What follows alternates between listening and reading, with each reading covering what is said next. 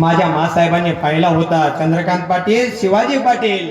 चंद्रकांत पाटील लक्षपूर्वक अन्याय अत्याचार मासाहेबांनी पाहिला होता. अरे तो होणारा अन्याय अत्याचार साहेबांनी आई शिवाई देवीच्या मंदिरात जावं, आई जगदंबा शिवाई देवी समोर आपला पदर पसरावा आणि शिवाई देवीला म्हणावं, हे आई जगदंबे शिवाई देवी आम्हास असा मुलगा दे जो 18 पगड जातीचं 12 बंधुत्वाचं सर्वधर्मीयांचं राज्य निर्माण करेल. असा मुलगा माझ्या पोटी जन्मास घाल. आणि दिवस सुधारला 19 फेब्रुवारी 1633 महाराष्ट्राच्या मातेत मासाहेबांच्या घोषित स्वराज्याचा सूर्योदय झाला. राजे छत्रपती जन्मास आले, जन्मास आले. एकच राजा,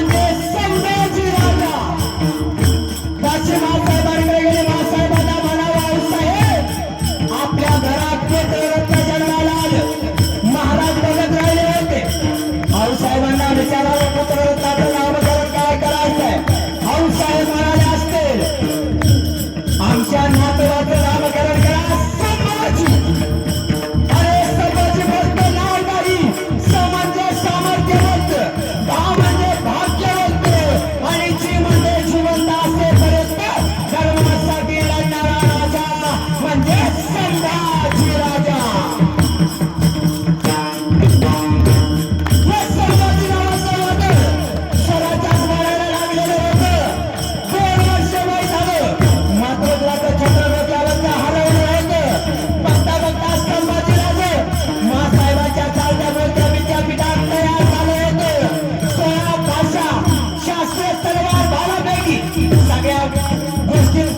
सगळ्यात संभाजी राजा झाला होता. पण त्याच वेळेस निर्धाराचा जयसिंग स्वराज्यावर काढून आले होते. 9 वर्ष होत होते छाव्याचं. संभाजी राजा निर्धाराच्या जयसिंगाच्या छावणीत गेला होता. त्याच वेळेस दिलेर खान समोर आला. शंभू आपको हम देते हैं, एक हफ्ती देने वाले हैं, ये हफ्ते आप कैसे लेके जाओगे? आज संभाजी राजा कराला से दिलेर खान तेरा ये लंगड़ा हफ्ती तो ये संभाजी कैसे भी लेके जा सकता है, लेकिन हमारे आवाज साहब ने जो स्वराज्य खड़ा किया है वो तुम कैसे लेके जाओगे? संभाजी राजा तयार झाला होता. सगळ्या मुलांना घाम फोडला होता. पित्याचं छत्र डोक्यावरचं हरवलं होतं. वादळासारखा संभाजी राजा लढत होता. रात्रीचा दिवस दिवसाची रात्र करून संभाजी राजाचे लढाया चालू होत्या. एकही लढाई न हारलेला राजा म्हणजे संभाजी महाराज होते. संभाजी राजा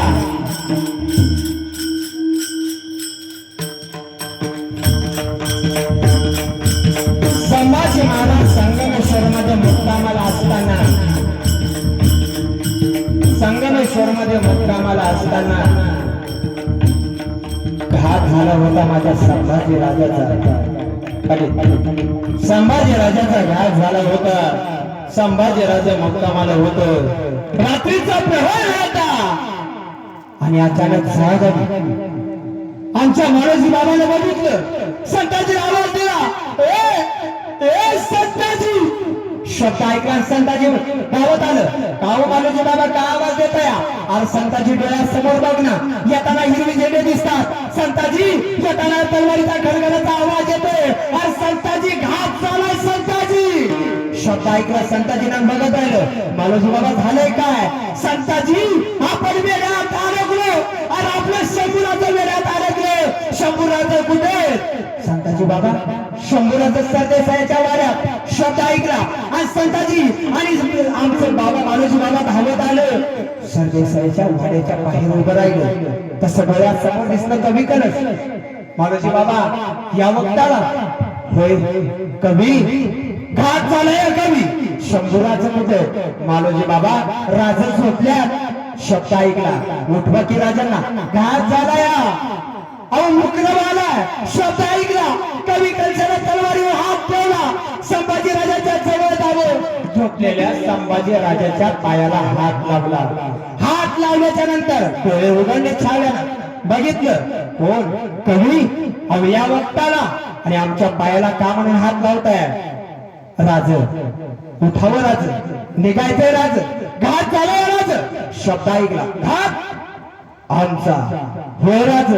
उठा राज निघावं लागेल. कवी कशानं पुन्हा पायाला हात लावलाय. तसंच संभाजी राजा म्हणाले कवी आमच्या पायाला हात लावू नका. अरे हे पाय जोपर्यंत आलमगीराचा भर मस्तका वेगळं करत नाही तोपर्यंत हे पाय थकत नाहीत. कवी थकत नाहीत. शब्द ऐकला राज हात झाला. तसाच संभाजी राजा कळला कोणी खूप असतं आमच्या पाठीत खंजर. कवी खरंच तप्त झाले. राजा नाव सांगू शकत नाही. राजा कवी नाव सांगा. कुणी खूप असतं पाठीत खंजर.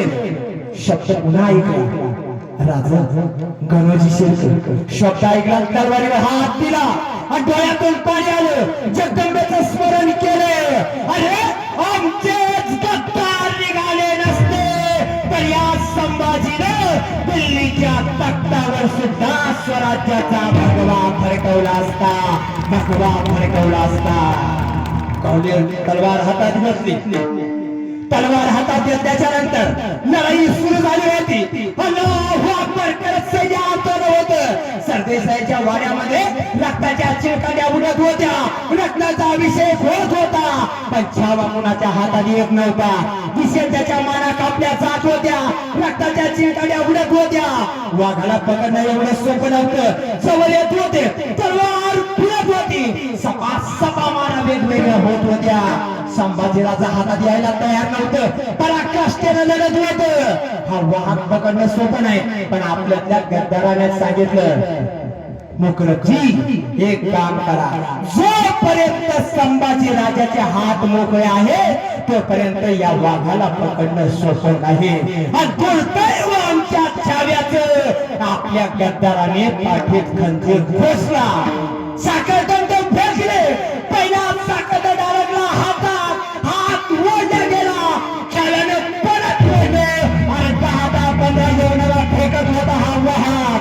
पण दुर्दैव पाया फेऱ्या पडल्या, हातात साखरदंड पडले, जखडला गेला राजा. वार झाला छातीवर, तलवारीच्या पात्यानं रक्ताची धार बाहेर आली. वार झाला पाठीवर, पोटावर, पायावर, हातावर, दंडावर वार होत राहिले. संभाजी राजा रक्तानं लावून निघाला. दुर्दैवाने गणोजी शिर्के समोर दिसले. राजा बघत होते, गणोजी बघत होता. संभाजी राजाला कुत्र माग लागावं तसं ओढल्या जात होत. तलवारीचे वार होत होते. बघता बघता त्या औरंग्याच्या समोर संभाजी राजाला आणलं जात होत.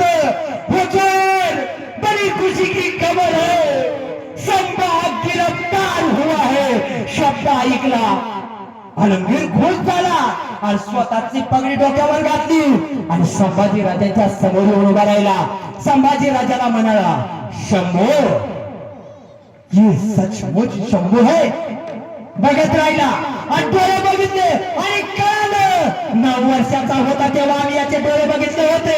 आजही 30 ताकदीच्या डोळ्यात आहे. संभाजी राजाला म्हणाला, एक बार कहे तो, कौन हो तू? औरंगजेब, शिवाजी महाराज को क्या कहते हैं पता है? अरे शिवाजी महाराज को शेर कहते हैं और उनके बच्चे को छावा कहते हैं. बघाच्या डोळ्यात डोळे घालून संभाजी राजाचे डोळे त्याला चाळत होते. बघता बघता तापलेल्या तळायांना संभाजी राजाचे डोळे फोडण्याची सजा दिली होती. तापलेल्या तळया आल्या होत्या, संभाजी राजाच्या डोळ्यासमोर धरल्या होत्या. तापलेल्या तळया धरणाऱ्याचे हात हालत होते. जनाब, आपकी आंखें तो बंद कर लो. जनाब, आपकी आंखें बंद कर लो, हमें जलन होती है. आपकी आंखें में ये काली. बघत राहिला. तसा छावा म्हणाला, अरे फोड आमची डोळं. घाबरत नाही हा छावा. बघता बघता सळ्या डोळ्यात गेल्या. चल चल करत सळ्या बाहेर निघाल्या. डोळ्यातून काळा धूर बाहेर आला. डोळे फुटलं. संभाजी राजाची जीभ कापली. तोंडातून रक्ताची धार बाहेर आली. बोट तोडत असताना एक एक बोट तोडावं, पण ही बोट तोडत असताना सजा देत असताना या छाव्याचं एक बोट तोडल्याच्या नंतर 2 तासाला दुसरं बोट तोडल्या जायचं का? कारण या छाव्याचं या बोटाच्या वेदना जोपर्यंत शांत होत नाही तोपर्यंत दुसरं बोट तोडल्या जात नव्हतं. औरंगजेब म्हणत होता, कहे तो आओ हमारे धर्म में इस्लाम कबूल कर लो, जीवन दान देने के लिए तैयार है. तसाच छावा करायला असेल औरंगजेब, हे आमच्या स्वराज्यात तुला धर्म सुद्धा बदलू देणार नाही. आनंदात आम्ही स्वराज्यात ठेवू. संभाजी राजाचे हात तोडले. उकळतं तेल संभाजी राजाच्या अंगावर टाकलं होतं. पाठीवर पोटावरच मांस भाजून निघलं होतं. वेदना होत होत्या. तलवारीच्या पात्यानं एखादं बोकडाच्या अंगावरचं मांस उचलून काढावं तसा जिवंत संभाजी राजाच्या अंगावरचं मांस सोडून काढलं होतं. तलवारीनं वेदना वेदना दिल्या होत्या. अखेर छाव्याचं मस्तक छाटलं. औरंगजेबाला आनंद झाला, पण त्याला मराठ्याचा छत्रपती संपवता नाही आला. संभाजीराजे स्वर्गात गेले असतील, बापानं संभाजीराजाला पाहिला असेल आणि तो बाप कडकडून मिठी मारून म्हणाला असेल, शंभू का लढलात एवढं, कशासाठी एवढं सहन केलं?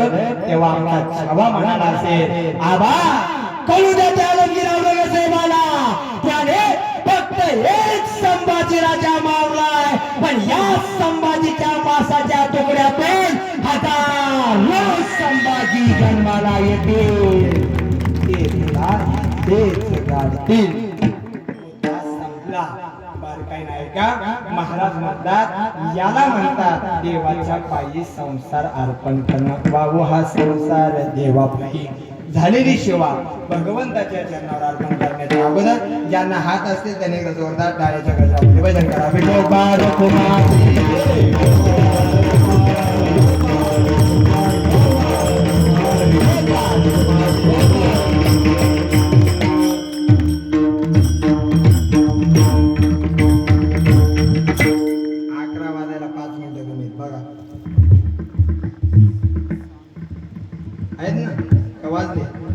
घड्याळ माग पुढे वाजले ना.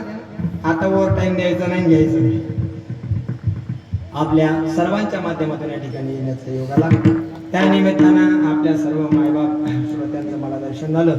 माझ्यावरती नितांत प्रेम करणारे आमचे बंधू पाटील असतील, हरिभक्त आमचे सुरेश पाटील असतील, शिवाजी दादा असतील, तुम्ही सर्व थोर साधू संत आपल्या सगळ्यांच्या चरणावर नतमस्तक होतो. बोलण्याच्या ओघात एखादा शब्द चुकून कोणाच्या अंतकरणाला लागला असेल, तुमचा भाऊ तुमचा मित्र म्हणून मला माफ करा. पुनश्च एकदा आपल्या सर्वांच्या चरणावर नतमस्तक होतो आणि सेवेला याच ठिकाणी पूर्णविराम देतो. ज्ञानेश्वर